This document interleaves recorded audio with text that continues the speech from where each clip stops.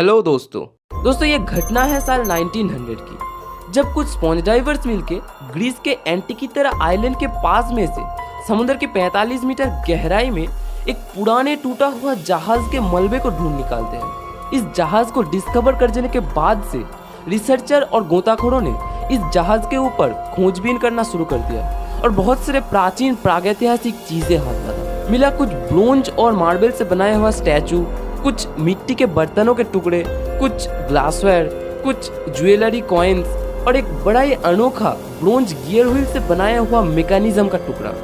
इन सारे खोज किया गया चीजों को एनालाइज करके ये पता चला कि ये लगभग 1st सेंचुरी BC का एक रोमन कार्गो शिप था। दोस्तों खोज से पाया गया कुछ चीजें जैसे कि मिट्टी के बर्तनों के टुकड़े, कुछ मूर्तियां, ये सब चीजें तो कॉमन था, लेकिन वो ब्रोंज गियर व्हील से बनाया गया मैकेनिज्म बड़ा ही अनोखा था और रहस्यमय था। दोस्तों इस रहस्यमयी मैकेनिज्म को लगभग साल 1901 के आसपास खोजा गया था और क्योंकि यह मैकेनिज्म एंटिकीथेरा आइलैंड के पास से मिला था, इसलिए इस मैकेनिज्म को नाम दिया गया एंटिकीथेरा मैकेनिज्म। दोस्तों शुरुआत में यह मैकेनिज्म आखिर क्या है और किस लिए बनाया गया था, इन दोनों सवालों का जवाब कोई भी नहीं दे सका था। दोस्तों जब इस मैकेनिज्म के टुकड़े को सबसे पहली बार खोजा गया था तो यह मैकेनिज्म इतनी बुरी हालत में थी कि यह टुकड़ा 3 हिस्से में बांट गया था।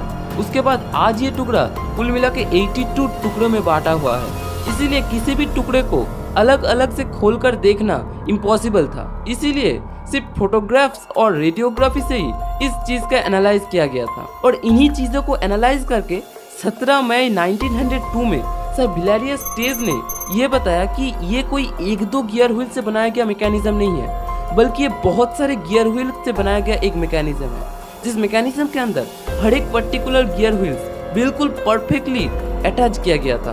उसके बाद रिसर्चर ने इस मैकेनिज्म के अंदर के हिस्से के बारे में और जानने के लिए तभी के समय की एक्सरे टेक्नोलॉजी और रेडियोग्राफी इमेज का यूज किया। उसके बाद इन डाटाओं को एनालाइज करके एस्ट्रोनॉमर और मैथमेटिशियंस ने यह बताया कि एक प्राचीन एस्ट्रोनॉमिकल घड़ी है। और दोस्तों यहीं पे इतिहास बदल जाता है और नए रहस्यमय सवालें पैदा होती है, क्योंकि आप अगर इतिहास में देखेंगे तो दुनिया की पहली जो मैकेनिकल घड़ी बनाया गया था वो घड़ी एक छोटे अलमारी के साइज का था। जिस घड़ी के अंदर जो मैकेनिकल पार्ट्स लगा गया था वो पार्ट्स भी बहुत बड़े बड़े होते हैं। और दोस्तों वहीं पे अगर एंटिकीथेरा मैकेनिज्म की बात किया जाए तो एंटिकीथेरा मैकेनिज्म भी एक वुडन बॉक्स के अंदर प्लेस्ड ब्रोंज गियर व्हील से बनाया गया मैकेनिज्म है। जिस बॉक्स की साइज की बात किया जाए तो इसका लंबाई है लगभग 13.4 इंच के आसपास, जिसका चौड़ाई है लगभग 7.1 इंच के आसपास और जहाँ पे ऊंचाई है लगभग 3.5 इंच के आसपास। दोस्तों इस साइज की तुलना से आप ये अंदाजा लगा सकते हैं कि एंटिकीथेरा मैकेनिज्म दुनिया की पहली मैकेनिकल क्लॉक से कितना ज्यादा एडवांस था। दोस्तों सबसे हैरानी की बात यह है कि जहाँ पे दुनिया की पहली मैकेनिकल घड़ी को आज से लगभग 650 साल पहले बनाया गया था, जो कि एक सिंपल घड़ी था, वहीं पे एंटिकीथेरा मैकेनिज्म को आज से लगभग 2000 साल पहले बनाया गया था, जो कि एक एडवांस्ड एस्ट्रोनॉमिकल घड़ी था। क्यों दोस्तों चौंक गए ना? जरा अभी तो रुकिए, ये तो सिर्फ शुरुआत है। दोस्तों उसके बाद 1971 में पेरिस और ग्रीक के कुछ न्यूक्लियर फिजिसिस्ट मिलके इस एंटिकीथेरा मैकेनिज्म की 82 फ्रैगमेंट्स के ऊपर X ray and gamma ray images निकालते हैं और इन इमेजेस को 70 पेजेस के एक पेपर के ऊपर पब्लिश करते हैं। दोस्तों 2005 से पहले तक रिसर्चरों ने सिर्फ सिंपल फोटोग्राफ्स, रेडियोग्राफी और कुछ गामा रे इमेजेस से ही एंटिकीथेरा मैकेनिज्म के ऊपर रिसर्च किया था, इसलिए उन्हें सिर्फ यही पता चला था कि एंटिकीथेरा मैकेनिज्म कैसे सोलर एक्लिप्स और मून एक्लिप्स के बारे में बताता है। लेकिन यह थ्योरी पूरी तरीके से बदल तभी गया जब 2005 में मॉडर्न CT एक्सरे टेक्नोलॉजी से हाई रेजोल्यूशन में एंटिकीथेरा मैकेनिज्म की इमेजेस निकाला गया। दोस्तों यूके के एक्सटेक सिस्टम लिमिटेड कंपनी, जिसको आज हम निकॉन मेट्रोलॉजी के नाम से जानते हैं, यह कंपनी ने तभी के समय पे इस मॉडर्न एक्सरे CT इमेजिंग यानी modern computer tomography X ray imaging system को बनाया था। इस सिस्टम को 2005 में यूके से एथेंस में लाया गया ताकि इस एंटिकीथेरा मैकेनिज्म के अंदर के हिस्से के बारे में और भी क्लियर इमेजेस पाया जा सके।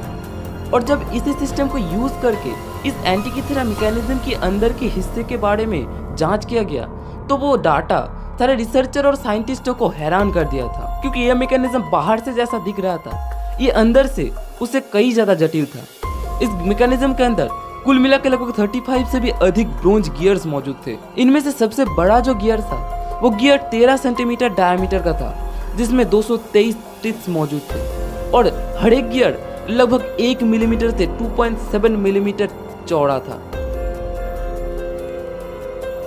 दोस्तों जब 2008 में कार्डिफ यूनिवर्सिटी का दो professor Mike Edmund and Tony Freeth का एक टीम ने इस डाटा को एनालाइज किया तो उन्होंने ये पाया कि एंटीकिथेरा मैकेनिज्म सिर्फ सोलर इक्लिप्स और मून इक्लिप्स को नहीं बताता है, बल्कि सन और मून के साथ साथ 5 प्लैनेट्स जिसको एंटीक्विटी के नाम से जाना जाता है, इन हर एक सेलेस्टियल्स की पोजीशन को बिल्कुल परफेक्टली दिखाता है। उसके साथ यह मैकेनिज्म बिल्कुल परफेक्टली ग्रीक कैलेंडर के अनुसार साल और महीने के बारे में भी बताता है। इसके साथ ग्रीक में 4 साल अंतर जो मशहूर ओलंपिक गेम्स होता था, उस गेम का होने का सही समय के बारे में भी यह मैकेनिज्म बिल्कुल परफेक्टली बताता था।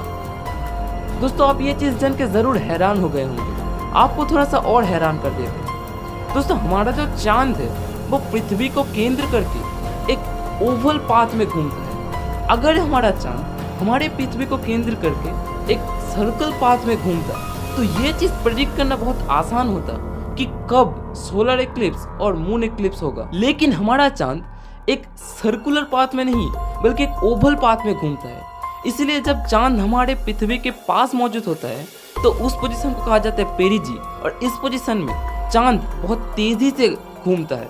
और जब हमारे पृथ्वी से चांद बहुत दूर मौजूद होता है तो उस पोजीशन को कहा जाता है एपोजी, उस पोजीशन में चांद बहुत स्लो घूमता है। इसीलिए यह चीज प्रेडिक्ट करना बहुत मुश्किल है कि कब सोलर इक्लिप्स और मून इक्लिप्स होगा।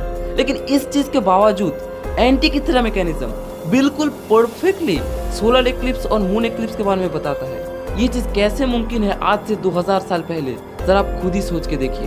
दोस्तों इस मैकेनिज्म के बारे में और भी अच्छी तरीके से जानने के लिए रिसर्चरों ने इस मैकेनिज्म के सिटी एक्सरे इमेजेस को एनालाइज करके एक कॉपी 3D मॉडल भी बनाया था। दोस्तों अगर आप इस मैकेनिज्म के सामने के हिस्से को देखेंगे तो इसके सामने आपको एक बड़ा डायल देखने के लिए मिलता है, जिस डायल के सेंटर में हमें पृथ्वी को दिखाया गया है और उसके आसपास हमें सेलेस्टियल्स की परफेक्ट पोजीशंस के बारे में दिखाया गया है, जहाँ पे सन मून के साथ साथ 5 एंटीक्विटी यानी Mars, Venus, Jupiter, Mercury, Saturn, इन 5 प्लैनेटरी पोजीशंस को दिखाया गया है। उसके साथ आपको यहाँ पे 2 डायल्स देखने के लिए मिलता है। अंदर के हिस्से का जो डायल है वो डायल 12 महीने की साइकिल को दिखाता है, और बाहर के हिस्से का जो डायल है वो डायल पर्टिकुलर डिग्री डिविजन्स में ज़ोडिएक को दिखाता है।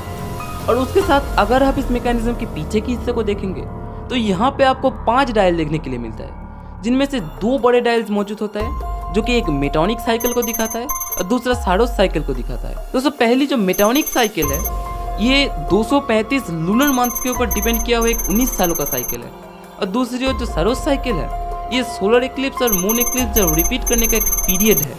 और बाकी जो 3 छोटे डायल्स मौजूद है, इन डायलों को यूज करके ओलंपिक गेम्स का सही समय का पता लगाया जाता था, इसलिए इनको गेम साइकिल भी कहा जाता है। और अगर आप इस मैकेनिज्म की साइड की ओर देखेंगे, यहाँ पे आपको एक हैंड रोलर देखने के लिए मिलेगा, जहाँ से हाथों से इस मैकेनिज्म को पावर दिया जाता था, इसलिए ये एक हैंड पावर मैकेनिज्म भी है। दोस्तों इस मैकेनिज्म की वर्क के बारे में इतना कुछ जानने के बाद एक सवाल तो आप जरूर सोच रहे होंगे कि आखिर आज से 2000 साल पहले इस मैकेनिज्म को किन लोगों ने बनाया था। दोस्तों इस सवाल का जवाब आज भी कोई सटीक तरीके से दे नहीं सका है। यहाँ पे कुछ लोग मानते हैं कि हो सकता है कि इस मैकेनिज्म को ग्रीक में बनाया गया था, क्योंकि इस मैकेनिज्म को ग्रीक कैलेंडर के ऊपर बेस करके बनाया गया था, और दूसरी ओर इस मैकेनिज्म में पृथ्वी को केंद्र करके हर एक सेलेस्टियल्स की मूवमेंट को दिखाया गया था, जो कि ग्रीक के लोग मानते थे। लेकिन दूसरी ओर कुछ लोग ये बोलते हैं कि इस मैकेनिज्म को आज से 2000 साल पहले बनाना इम्पॉसिबल था, इसलिए वो इस मैकेनिज्म को एलियन टेक्नोलॉजी भी बताते हैं। लेकिन दोस्तों जो भी है, यह मैकेनिज्म इतना ज़्यादा प्राचीन होने के कारण इस मैकेनिज्म को दुनिया का सबसे प्राचीन कंप्यूटर भी बताया जाता है। दोस्तों आज ये mechanism national archaeological museum of Athens में मौजूद है। लेकिन दोस्तों आपको क्या लगता है, ये रहस्यमय मैकेनिज्म के किसने बनाया और कहाँ ले जा रहा था? कमेंट सेक्शन में जरूर बता देना, और वीडियो पसंद आए तो वीडियो को लाइक भी कर देना। और ऐसे मजेदार इंटरेस्टिंग रहस्यमय चीज़ों के बारे में और जानने के लिए इन्फिनिटी को सब्सक्राइब करना भी मत भूलिएगा, और बेल नोटिफिकेशन को भी ऑल पे कर देना, ताकि हर एक ऐसी मजेदार इंटरेस्टिंग वीडियोस की नोटिफिकेशन आप तक तुरंत पहुंच सके। आज के लिए बस इतना ही, तब तक के लिए keep watching, keep learning and keep researching.